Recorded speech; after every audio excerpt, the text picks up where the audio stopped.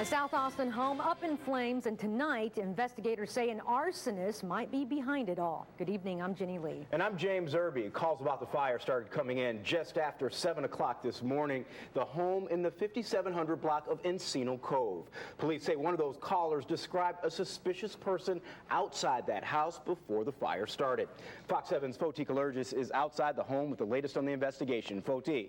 Well, James, arson investigators are gone tonight. It appears they have already finished sifting through what is left of this home, and by the looks of it, not much is. The roof has collapsed and has caved in. Only a few walls have been left standing. About 25 firefighters arrived on the scene this morning. The home was engulfed in flames. APD was already out here on a suspicious persons call this afternoon. I talked to the woman who says she made that call. She didn't want to be on camera, but she told us she was leaving her home about an hour before the fire started and saw a man standing outside the front door. She says he looks suspicious. She's never seen the man visit the home before. AFD says the residents were not home at the time of the fire. Firefighters rescued at least one dog, and you can see this poor little guy was burned just a bit, but he did make it out safely. Not sure if the other two pets that the residents had made it out. Firefighters say it was a challenge getting this fire out and keeping it from spreading.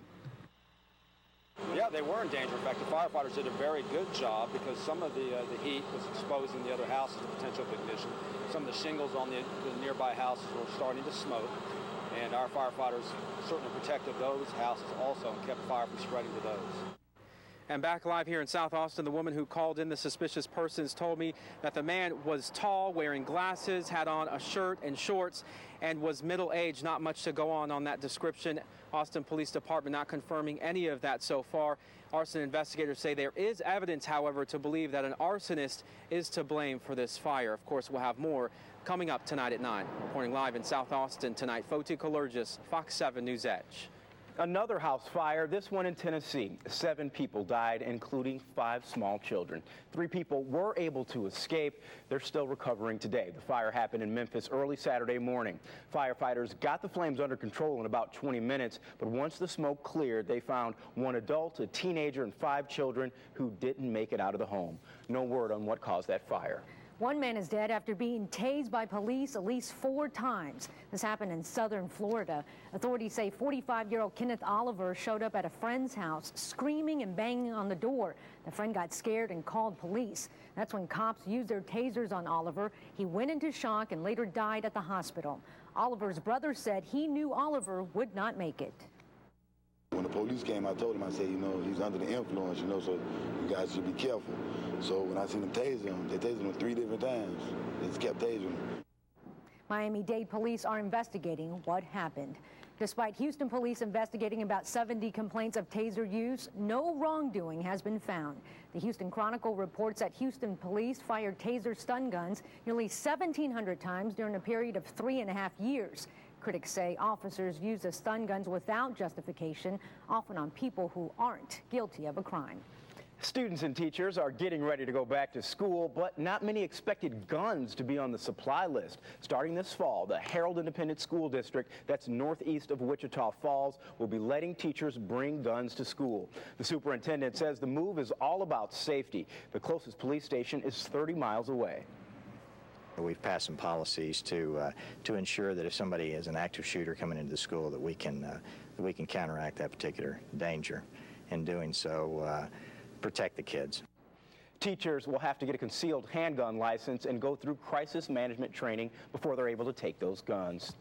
Even though Labor Day weekend is almost 2 weeks away, Travis County Sheriff's deputies have already hit the streets to keep the holiday drunk drivers off the road. The Selective Traffic Enforcement Program, or STEP, will continue through September 1st. Fox 7's Nancy Zambrano live in Central Austin to tell us all about this program. Nancy?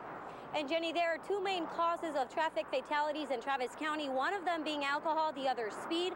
With that in mind, sheriff's deputies will be out on the roads like I-35 trying to keep them safe. Well, what we're going to do. As Labor Day weekend gets closer, Travis County Sheriff. And even a first DWI offense can cost you up to $2,000 in fines and up to 6 months in jail. The extra enforcement started Friday and will continue until September 1st. Back to you. Thank you, Nancy. We've had a few showers and thunderstorms today across parts of central Texas. The latest radar showing most of the rain to the east over the hill country and a few showers and storms actually to the west as well.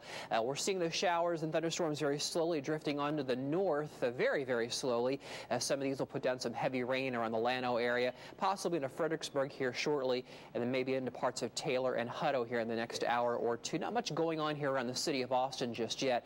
Rain totals so far have been pretty spotty across the area, with the best totals out to the west and over to the east, but so far just a few hundredths of an inch there in places like Giddings, Bastrop, and over in the Mason area. There's a lot more rain coming our way, especially in the next 3 days to come. We'll talk all about it coming up in just a few minutes. All right, Scott, thanks a lot. People in the Florida Keys are getting ready for Tropical Storm Faye. The National Weather Service is predicting Faye will make landfall sometime Tuesday, and that's not leaving any time to spare. Here's Fox's Vanessa Medina. Watching. Wait. And that was Vanessa Medina reporting. In Poland this weekend, 3 people died and dozens more were injured after a tornado touched down in southern Poland. Here's incredible video from storm chasers showing the twister. Heavy winds tore roofs off homes and knocked down trees. Cleanup in this region has already started.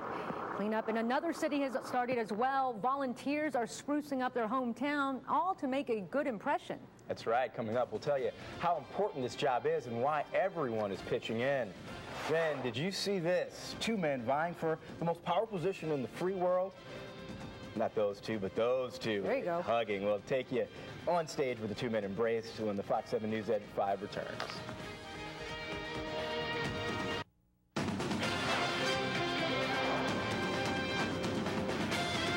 Armed with brooms and trash bags, people in St. Paul, Minnesota are cleaning up the streets. And it's just in time for the GOP convention. Volunteers getting ready for visitors to start arriving. A massive effort has been underway to clean up. We want to put off a good impression, and I mean, it's already a really clean city, but just that little extra step. Now it's really clean. The GOP convention runs from September 1st through the 4th.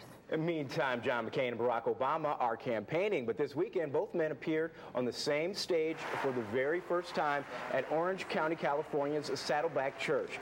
The dual appearance at the mega church underscores their focus on the value of the evangelical vote. This weekend, Obama's campaign also announced the amount of money supporters contributed in July. More than 65,000 new donors helped bring in a total of $51 million. More than 2 million people have contributed to the Obama campaign, which now has $65.8 million.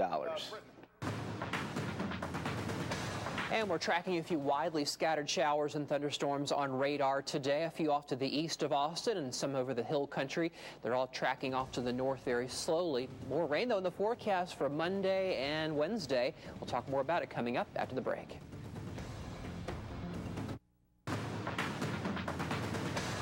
Well, some widely scattered showers and thunderstorms around the area today. So far, it's been mainly over the hill country and points just east of I-35. In fact, I got some showers there not north of Elgin. They're heading toward Taylor right now. A few others out there just north of Llano and north of Mason. Again, all this very slowly lifting up to the north. I think we'll keep the rain around at least until about 9 o'clock tonight. In fact, we could even see a few popping up here in Travis County and around the city of Austin. But again, as of the current time, really not much to show you here just yet. A work week and next weekend looking dry and hot with temperatures into the middle 90s. Again, nothing to complain about. Very good, Scott. Thank you. Coming up, another look at Michael Phelps' record-breaking moment in Beijing. Also, the good and bad from the Cowboys preseason game against the Broncos. And you'll hear why this year's preseason camp is different for Jordan Shipley. Dennis is in next with the Fox 7 Sports Edge.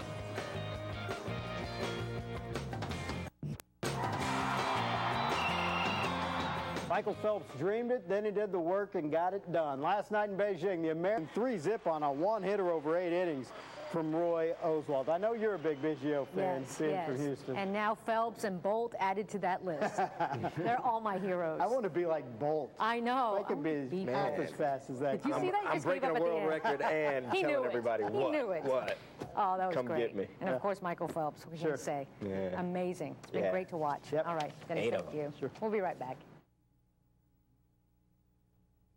I truly liked it. But I was so upset that this guy had been trying to steal gas from us since last month. Don't steal gas from her. Coming up tonight on the Fox 7 News Edge at 9. We're all feeling a little pain at the pump, but when a crook tries to take off without paying for gas, this gas station clerk took the law into her own hands. It's all caught on camera. Oh my goodness, she is in the back of that. All right, you're taking a look at a live shot. People leaving the Florida Keys right now ahead of Tropical Storm Faye. This is courtesy of our sister station, WSVN, out of Florida rather. Maximum sustained winds are at 50 miles an hour right now. You can see the cars just lining up trying to leave.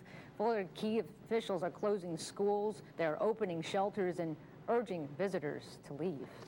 We have a couple scattered showers around here. We'll keep them around till about 9 o'clock tonight, but I still think our best chances of rain tomorrow, Tuesday, and Wednesday. All right, thanks, Scott. That's our time for now. Thanks for making us your choice for news.